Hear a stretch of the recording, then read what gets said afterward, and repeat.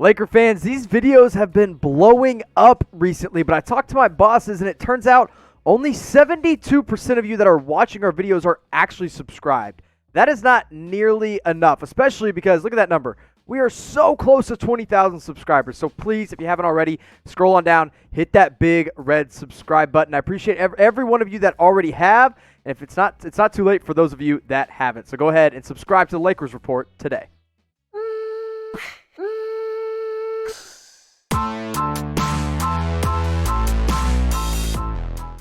Could the Los Angeles Lakers finally sign Nerlens Noel? There's been mutual interest on both sides for a long time between these two, and the latest rumor is that the Lakers could be looking to use their biannual exception on Nerlens Noel this offseason. Now, I'll tell you a little bit more about what that biannual exception actually means here in just a little bit, so if you're confused, don't worry, we'll get there, but according to Bobby Marks, there is some interest on the Lakers side to bring him into the Lakers organization this offseason. Now, Nerlens Noel is an unrestricted free agent for the Oklahoma City Thunder.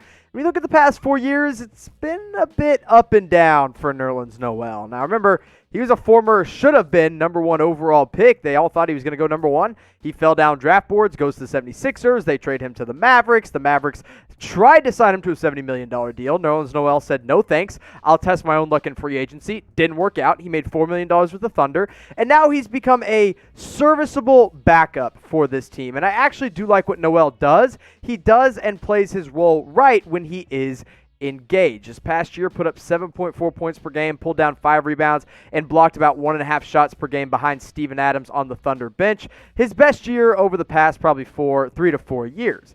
Now, one of the important notes to make here is that Nerlens Noel is a clutch client, and we all know that clutch clients often end up on the Los Angeles Lakers. You got LeBron James, currently the face of that agency. Anthony Davis, who is a free agent but should be back in the purple and gold next year. KCP, similar story. Talen Horton-Tucker got drafted by the Lakers last offseason. Dion Waiters gets cut from the Heat and from the Grizzlies and then jumps over into the Los Angeles Lakers organization. Remember, you also had guys like Lonzo Ball, who was a clutch client as well. A lot of former and a lot of current clutch clients, and everybody knows that guys like Rich Paul like to team their clients up on the same team. I think that's a big reason we could see Nerlens Noel on the Lakers next year, and I really do think it's a good fit. I think he could start next to Anthony Davis. I think he could also come off the bench and be a perfectly good, serviceable backup if the Lakers cannot bring back one of Dwight Howard or JaVale McGee.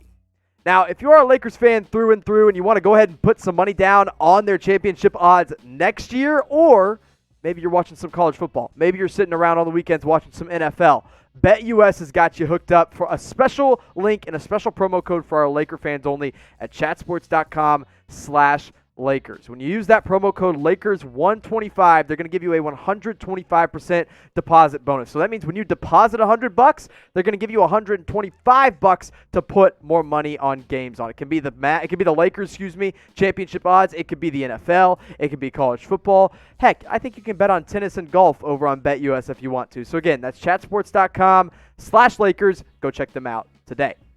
Now, let me kind of break down more of what that biannual exception really is, because it's kind of confusing, and I get that. Now, the biannual exception, it is more than the minimum, but it is also less than the mid-level exception. Only the teams that are over the cap and are under the cap umbrella can use the biannual exception, and the Lakers are one of those teams this offseason. And let's say the Lakers had used it last summer, they wouldn't be able to use it this offseason. But since they didn't, they saved it, they can use it this year, and that's where these rumors about Nerlens Noel and our next target, Jordan Clarkson, comes from.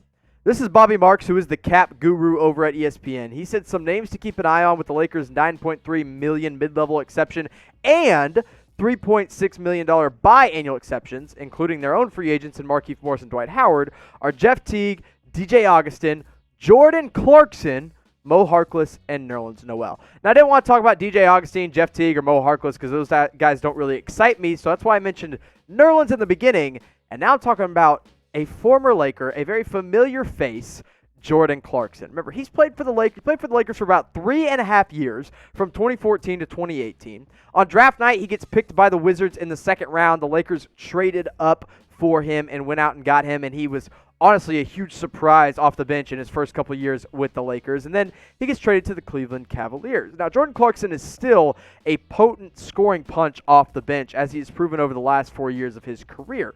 And then you look at what he's done in his 4 years with the Lakers. If he can put these numbers up again with the Lakers next year, he would bring something that this team doesn't have, and that's a true six-man. Now, rookie year, pretty good at 12 points per game, but then the next 2 years he plays 79 games for the Lakers and then all 82 games for the Lakers in 2016-17, and he's averaging consistently 14 to 15 points per game.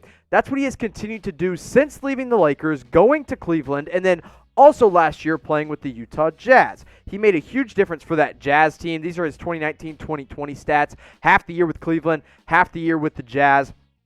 And when he was with that playoff team, Utah, he was putting up 16 points per game, shooting better than 36% from beyond the three-point arc. And if the Lakers can bring back Clarkson, that gives you something you're missing in a playmaker off the bench and a scorer off the bench. It's kind of what you wanted Dion Waiters and J.R. Smith to be, but a much better version of those two guys. Now, what I want you to do is pick one of these guys to use the biannual exception on. So probably not the mid-level, probably not the minimum, but that little sweet spot right there is the biannual. Which one would you rather have on the Lakers next year? JC for Jordan Clarkson, in for Nerlens Noel. I would type my in if JaVale and Dwight Howard don't come back. But assuming at least one of those guys are back, I'm bringing in Jordan Clarkson. I think he's a perfect fit on what the Lakers are doing right now. Let's talk about another big man, DeMarcus Cousins. Again, another former Laker that I expect to be back in the purple and gold next season, or really this offseason, I should say. Now, since getting waived, the Lakers and DeMarcus Cousins have stayed pretty connected. He has continued to train with the Lakers and stay in that facility. And the reason this is popping back up is because he recently shared a video on his social media of him working out with a trainer, looking good, dunking the ball, shooting the ball well, saying, hey, I want to play again, and I can be a do-it-all type big man. Now, last time we saw a healthy DeMarcus Cousins was in 2019 when he averaged 16 points per game and 8 rebounds, but only played in 30 games for that Golden State Warriors team.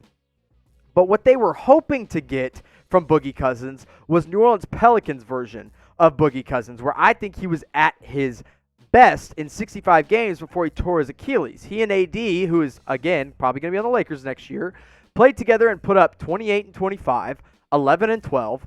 They blocked about a combined 4 shots per game. They both shot the three pretty well for big men, but the problem was Boogie couldn't stay healthy. Now, I hope Boogie comes back healthy next year, wherever he plays, whether it's the Lakers or not. But do you want him back on the Lakers? Should they bring him back? Type Y for yes, type in for no. I'm going to type my Y for yes because I do think that is the best place he can go to succeed. Now, he's not going to be Sacramento Boogie. He's not going to be New Orleans Boogie. He probably won't even be Golden State Boogie. But if we can get, 10 points and 8 rebounds per game from him off the bench, that's pretty darn good for a guy that's coming off a torn Achilles, a torn ACL, and a ruptured quad. But let me know, should the Lakers bring back Boogie Cousins? Now let's go from players. We'll go to some coaching news here, kind of touch on this one last piece of news pretty quickly. Jason Kidd is reportedly out of the running for the New Orleans Pelicans job, which means it is more likely that he will stay an assistant for the Lakers next season. Now, he reportedly wanted the 76ers job after Brett Brown got fired and Doc Rivers got hired, but that didn't happen either. He's also been up in the running for other coaching jobs like the Rockets and the Clippers, but nothing has really come official yet. But all we do know is that he will not be coaching the Pelicans. Now, the Pelicans are still looking for their head coach, and I do think Jason Kidd is still a pretty good candidate there because they recently fired ALVIN Gentry. Stan Van Gundy is apparently the leader in the clubhouse to get that job right now because Tyronn Lue went ahead and signed with the Clippers, which took away who they really wanted. So Stan might get that job, but there's some other openings as well. The Oklahoma City Thunder and the Indiana Pacers, 2 teams that I have not mentioned yet, that I guess could make sense for Kidd, but I wouldn't be surprised to see Jason Kidd back under Frank Vogel's wing on the bench next season for the Lakers. But you guys can make your predictions as we get out of today's show. Hey, listen, there's a lot of you that don't stay all the way to the end of the show. So to let me know that you have, answer this question. Maybe you just say the Lakers. That's fine. Just let me know. Where will Jason Kidd be coaching next season? Put it down in the comment section below.